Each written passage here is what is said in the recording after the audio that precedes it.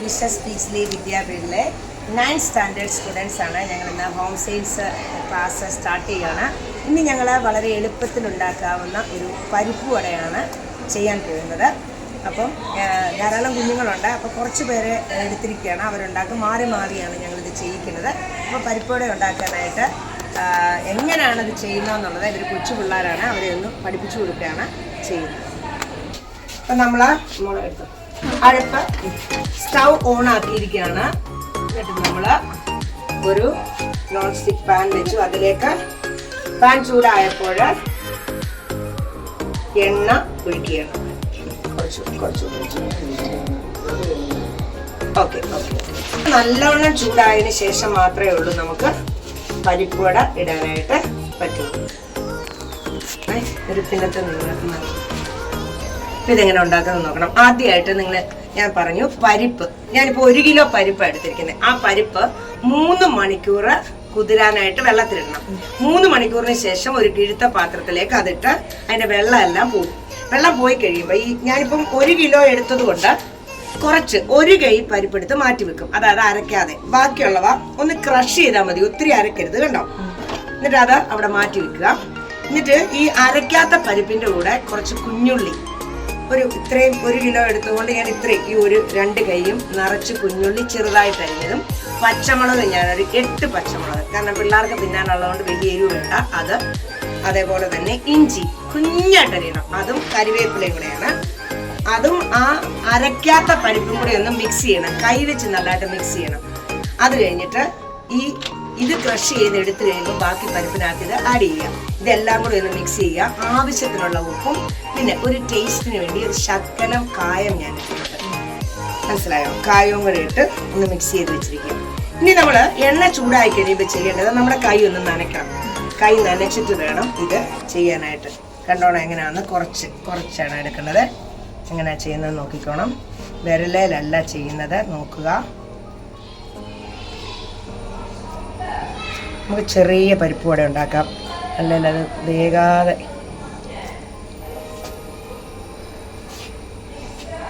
എണ്ണ ചൂടായില്ലെന്ന് തോന്നുന്നത്. എണ്ണ ചൂടായോ എന്നറിയാൻ നമ്മൾ ചെയ്യുന്ന എന്നാണെന്നറിയോ, കൂട്ടിയിട്ട് ഇത് ഓരോന്നും ആയില്ല, എണ്ണ ചൂടായില്ല. എണ്ണ ചൂടാകാണ് അതിങ്ങനെ പൊങ്ങി വരും, കേട്ടോ. അപ്പം ഞാൻ എണ്ണ ചൂടായി, അപ്പം ഞാൻ ഇടുവാണേ.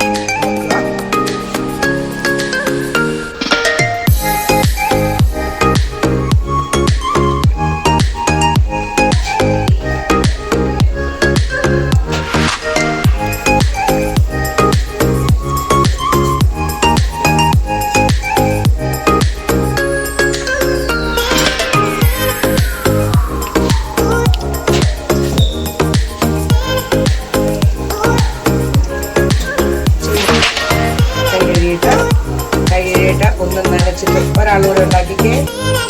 കൈ പൊള്ളരുത്. എണ്ണ ക്യാപ്പോട്ട് ഇടുമ്പോൾ ഇത് കണ്ടല്ലോ, കൈ പൊള്ളാതെ വേണം. എടുത്തിട്ട് കുറച്ചെടുത്തിട്ട് വെള്ളം ഒന്ന് നനച്ച കൈയാണേൽ പെട്ടെന്ന് കണ്ടോ.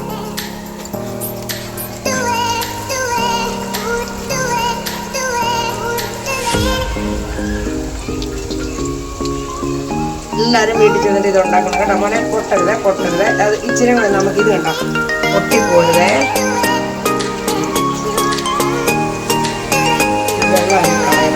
വെള്ളം വരുമ്പോഴാണ്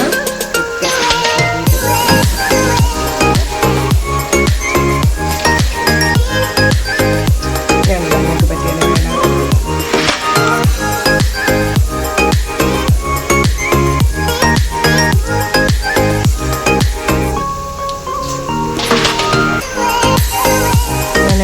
പറ്റിയാലും പഠിക്കുന്ന സമയത്ത് മൗണ്ട് കാർമലിൽ ബി.എഡ് പഠിക്കുന്നത്.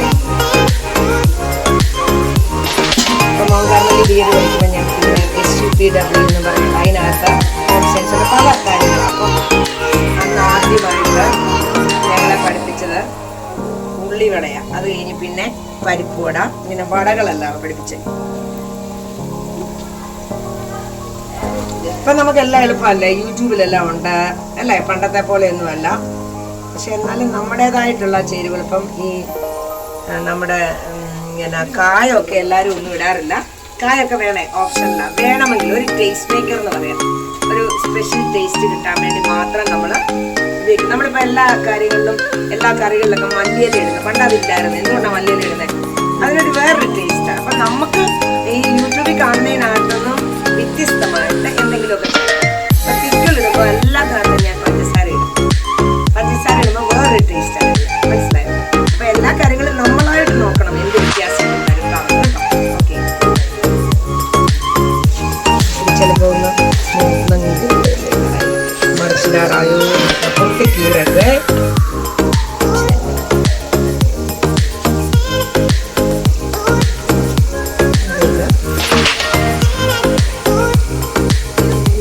പഴമാണ്. പാളയംകുടം പഴവും പരിപ്പുവടയാണ് വേണ്ടത്.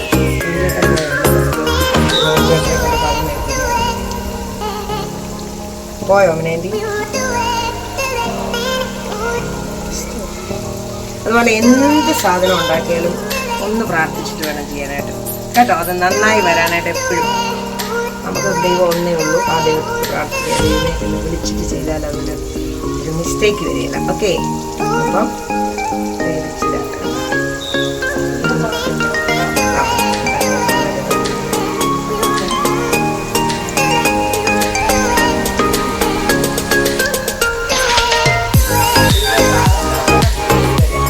ഒത്തിരി പഴുക്കരുത്. ശരിക്കും ഒത്തിരി പഴുക്കാത്ത പാളയംകുടം പഴവും പരിപ്പുവടയും കട്ടൻ കാപ്പിയാണ് കോമ്പിനേഷൻ. അപ്പം നമ്മുടെ വട ഏകദേശം ഒക്കെ ഒന്ന് മൂത്തിരിക്കുകയാണ്. ചെറുതാവുന്നുണ്ട്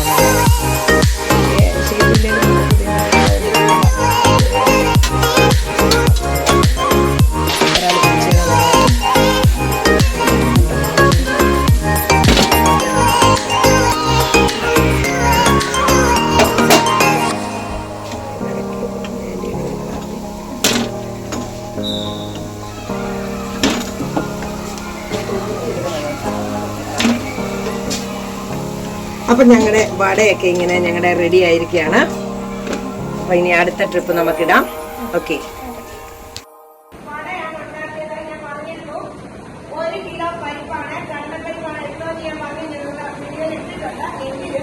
അത് കുതിർക്കാൻ വെക്കണം 3 മണിക്കൂർ. അതിനുശേഷമാണ് ഫിൽറ്റർ പാത്രത്തിൽ വെച്ച് അതിന്റെ വെള്ളം ഊറിപ്പോണം. അതിനുശേഷം അത് മിക്സിയിൽ ക്രഷ് ചെയ്യാറാണ് അരക്കരുത്. ഒരു പിടി മാറ്റി വെക്കും. ഈ അരച്ചതിന് കൂടെ പിന്നീട് അതുകൂടെ ചേർക്കെങ്കിൽ നല്ല ക്രിസ്പി ആയിട്ട് കിട്ടുന്നുള്ളൂ. പിന്നെ ഇതിനകത്ത് ചുവന്നുള്ളി ചെറുതായിട്ട് അരിഞ്ഞത്, ഇഞ്ചി, പച്ചമുളക്, കറിവേപ്പില, ഉപ്പ്, സ്വല്പം പാല്. അത് ഒരു ടേസ്റ്റ് കൂടാൻ വേണ്ടി ഇട്ടിട്ടാണ്. ചെറിയ ചെറിയ വടകളാണെങ്കിൽ അത് നല്ലതായിട്ട് വേവും. അല്ലെങ്കിൽ നമ്മൾ വേവിക്കുമ്പോഴല്ലേ സാധാരണ വടയുടെ അകമൊക്കെ വേകാതിരിക്കും. അതുകൊണ്ടാണ് ഇങ്ങനെ ചെയ്യുന്നത്. അപ്പം ഇന്ന് നമ്മളെല്ലാവരും പഠിച്ചല്ലോ വട. ഇന്ന് തന്നെ വീട്ടിൽ പോയിട്ട് വൈകുന്നേരം മഴയൊക്കെയാണ് നല്ല വടയൊക്കെ ഉണ്ടാക്കി പേരൻസിനും ഗ്രാൻഡ് പേരൻസിനും നിങ്ങളുടെ സിറ്റിനും ഒക്കെ കൊടുക്കണം. അപ്പോൾ ഇന്നെല്ലാവരും പോയി ട്രൈ ചെയ്യണം. അടുത്ത ആഴ്ച നമുക്ക് വേറൊരു വിഭവമായിട്ട് തരാം. എല്ലാവരും റെസിപ്പി ചെയ്യാൻ പോകണം.